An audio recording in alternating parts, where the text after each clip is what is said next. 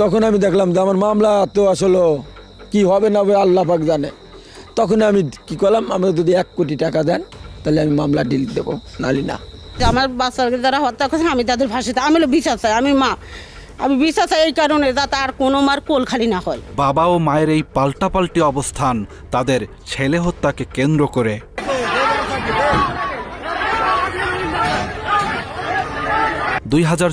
সালের 18 ফেব্রুয়ারি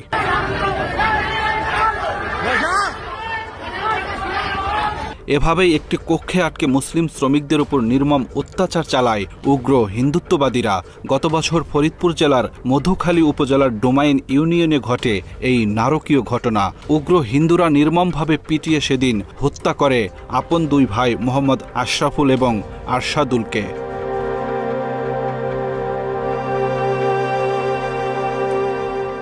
তবে ঘটনার 1.5 বছর পর মাত্র 1 কোটি টাকার বিনিময়ে ছেলে হত্যার বিচার বিক্রি করে দিতে চান বাবা শাহজাহান।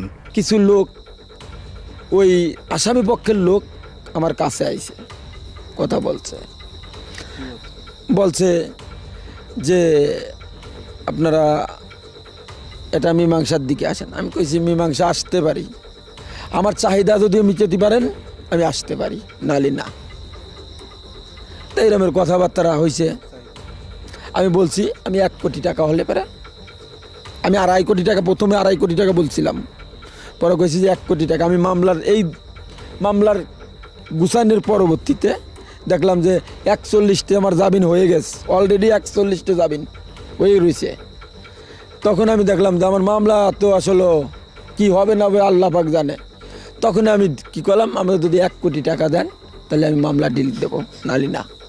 অন্যদিকে কোনো আপোষ নয়, বরং ছেলে হত্যার সঠিক বিচারের দাবি হতভাগা মায়ের। তবে অনেক আগেই শাহজাহানের সাথে ডিভোর্স হওয়ায় টানাপোড়েন আরও বেড়েছে আয়েশা বেগমের। এখন শুনতে পেলাম যে তার বাবা আপোষ করে ফেলাইতেছে, 1 কোটি টাকার বিনিময়ে আপোষ করে ফেলাইতেছে। আমার টাকার তো কোনো প্রয়োজন নাই, আমার হলো বিচারের প্রয়োজন, আমার হলো বিচার চাই, আমার বাচ্চাদের আমি বিচার চাই। আমি যখন শুনতে পারছি মা হয়ে, ধরেন আমি পাগল পাড়া, আমি টিউশনি কথা মায় যে আমি 1 বছর 1.5 বছর আমি কোনো কর্ম করতে পারিনি। যেদিনকে তো আমার বাচ্চা মারা গেছে তখন থেকে আমার কোনো স্মৃতি না, মানে একটু কথা বললেই আমার কোনো সেন্স থাকে না। এখন আমি যেহেতু শুনতে পাচ্ছি না আমাদের বাচ্চার মীমাংসা হয়ে যাচ্ছে, আমি মা হয়ে তো ঠিক থাকতে পারতেছি না। আমি চাই বিচার, কিসের মীমাংসা?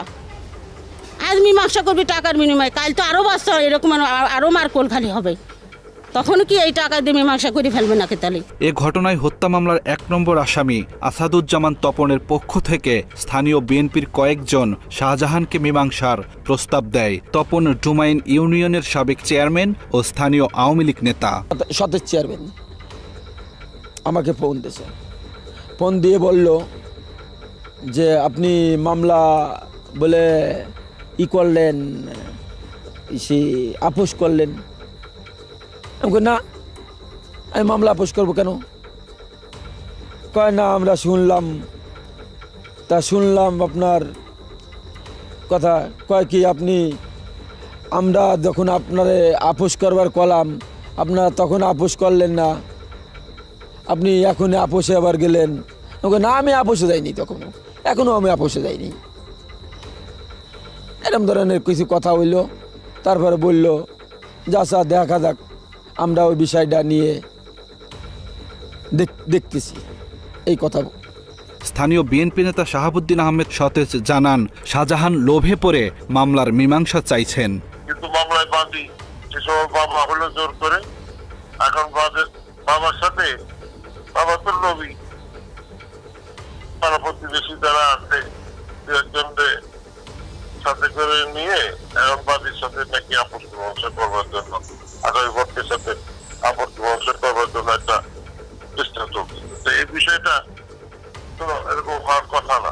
যে হত্যা মামলা ধামাচাপা দেওয়ার এত চেষ্টা চলছে, আমরা আরও একবার মনে করিয়ে দিতে চাই সেই নারকীয় ঘটনা। সেদিন কি হয়েছিল আশরাফুল এবং আরশাদুলের সাথে।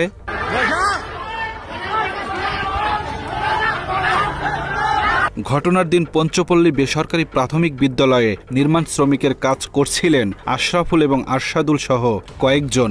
ওই সময় বিদ্যালয়ের পাশের একটি মন্দিরের প্রতিমায় আগুন দেয়াকে কেন্দ্র করে তাদের উপর হামলা চালায় উগ্র হিন্দুরা। তবে সেদিন মন্দিরে কোনো আগুন দেয়নি মুসলিম শ্রমিকরা। চাঁদা দিতে রাজি না হওয়ায় নিজেরাই মন্দিরে আগুন দিয়ে মুসলিম শ্রমিকদের বেধড়ক মারপিট করেছে উগ্র হিন্দুত্ববাদীরা। ঘটনার যে জায়গা ঘটছে সে জায়গা হলো পঞ্চপল্লী একটা গ্রাম, মানে ওই গ্রামে ওই 2, 4, 5, 10 এলাকার ভিতরে কোনো মুসলিম নেই, হিন্দু এলাকা। এই ঘটনা মনে করেন যে আরও সহজ হয়েছে, আরও তৎকালিক যে আরও সহজভাবে এই ঘটনা ঘটছে যে সব ওই জায়গার আমলিক করতো, ওই জায়গা সব আমলিকেরই এলাকা। ওদেরই দোষে আগুনটা ধরছে। ওই কাপড়ই আমি শুনছি এইটুকুই যে ওই কাপড়টা আর কি ওই যে মোমবাতি জ্বালাইছিল, ওই মোমবাতির পারে এসে পড়ে, তখন আগুনটা ধরে যায়।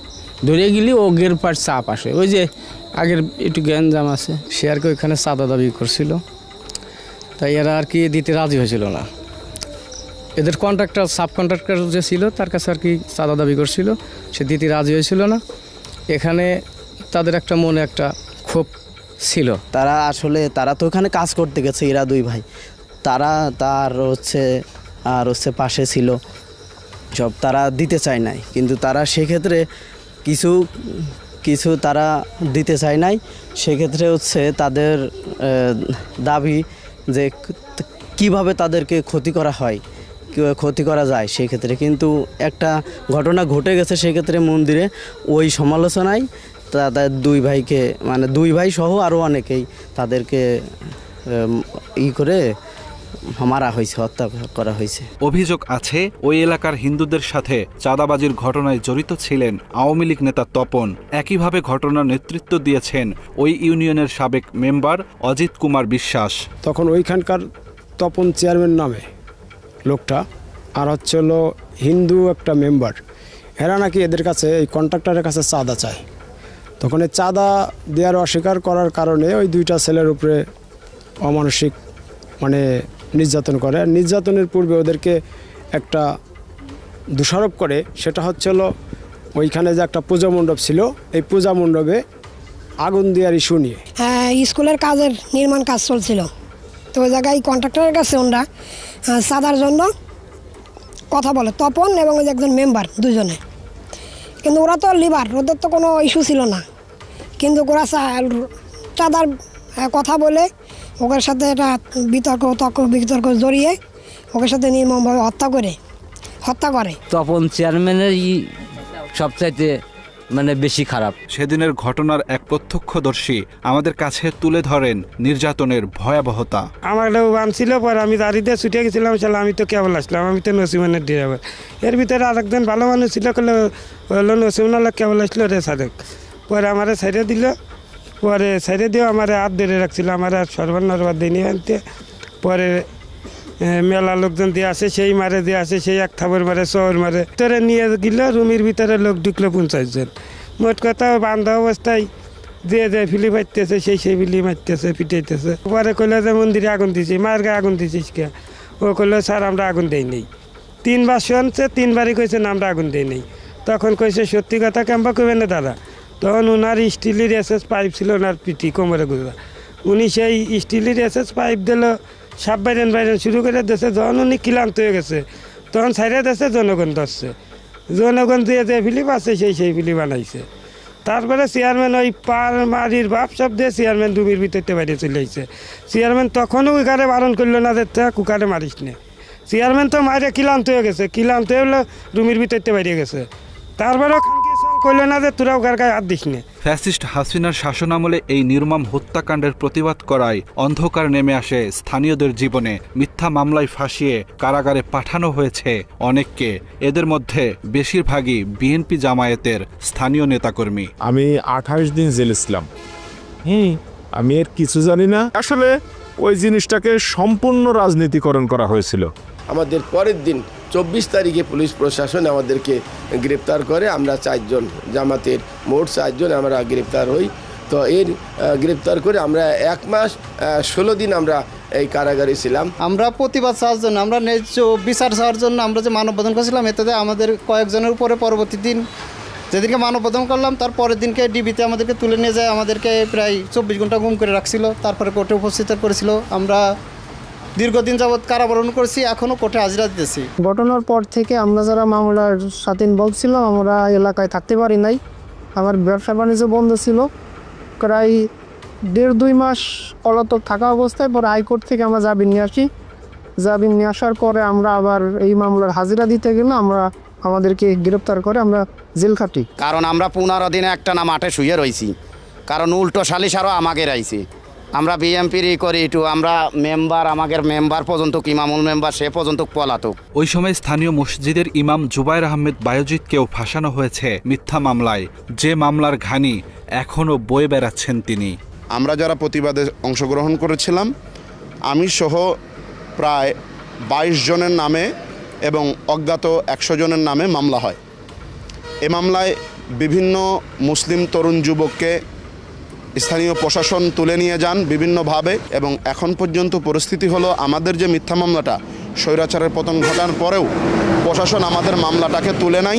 এমনকি সে সময় প্রতিবাদকারীদের ওপর গুলিও চালিয়েছে পুলিশ এবং আওয়ামী লীগের ক্যাডার বাহিনী। এতে গুলিবিদ্ধ হয়ে অনেকদিন ভোগার পর মারা যান সোহেল রানা নামের এক ভ্যান চালক। পরিবারের একমাত্র উপার্জন করা ব্যক্তিকে হারিয়ে দিশেহারা তার স্ত্রী সন্তানরা। আমার স্বামী পঞ্চপল্লীর আন্দোলন হচ্ছিল, ওইখানে গেছিল, যাই ওইখান থেকে গুলি লাগছে।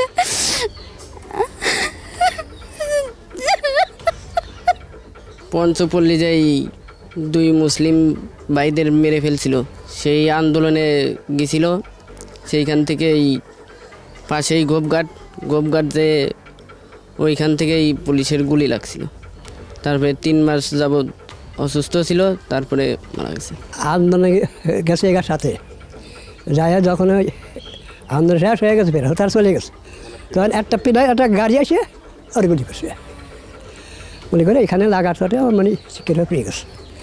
তখন এই জায়গা লাগেছে, মাথার ভিতর লাগছে, শরীরের ভিতরে লাগছে, বুকটা ছিল না একবারে শেষ। এমন অবস্থা যে উঠে দাঁড়াবে, করবে কি কোনো মামলা দেবে, করবে, এগে সে পরিবেশ নাই, এগে সমর্থ নাই, এগে সেরকমের লোকজনও নাই, বুঝছেন।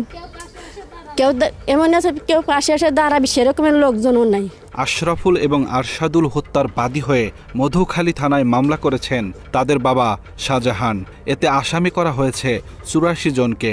এরই মধ্যে মামলার অভিযোগপত্র দায়ের করেছেন তদন্তকারী কর্মকর্তা।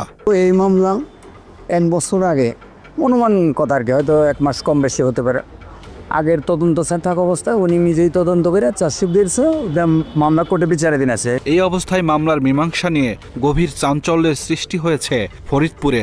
আশরাফুল আরশাদুলের মা সহ স্থানীয়দের দাবি ঘটনার সুষ্ঠু বিচার। আবার মামলার বাদী এবং কেউ কেউ চান আপোষ। আমার মামলা তো আসলে কি হবে না হবে আল্লাহ পাক জানে। তখন আমি কি করলাম, আমাকে যদি 1 কোটি টাকা দেন তাহলে আমি মামলা ডিল দেবো, নালি না। এই 84 জন আছেন, 84 জনের ফাঁসি হয়ে যাবে। ওর একটা ছেলেকেও ফেরত দিতে পারবে কিনা, যদি আর আর্থিক দিক থেকে পায় গরিব মানুষ, তাহলে ওর 2 ছেলে গেছে, টাকার নামে এটা কিছু করবে, করে হয়তো দেখা গেল যে ও স্বাবলম্বী হবে। আর্থিক সহযোগিতাও পাক এবং বিচারক, এমন বিচারক যে বাংলাদেশের মানুষের বুক কেঁপে উঠুক। কিন্তু এখানে দেখতেছি যে ওরা চিন্তা করতেছে যে ফ্যামিলি কিভাবে চলবে। এই যে এতদিন নাই, ফ্যামিলি চলতেছে না, এর কোনো জামিন কবে কোনো হবে না, সব ফাঁসি চাই। তাই এইটুক দাবি ইউনুসের কাছে যে তাদের ফাঁসিও। যে এই হাজার হাজার লাখ লাখ টাকার বিনিময়ে মীমাংসা করে ফেলবে, এটা আসলে মাইনে নেওয়ার মতো না। 2 যুবক আরশাদুল আশরাফুল যাদের হত্যা করা হয়েছে নির্মমভাবে, তাদের এই হত্যার সুষ্ঠু বিচার চাই।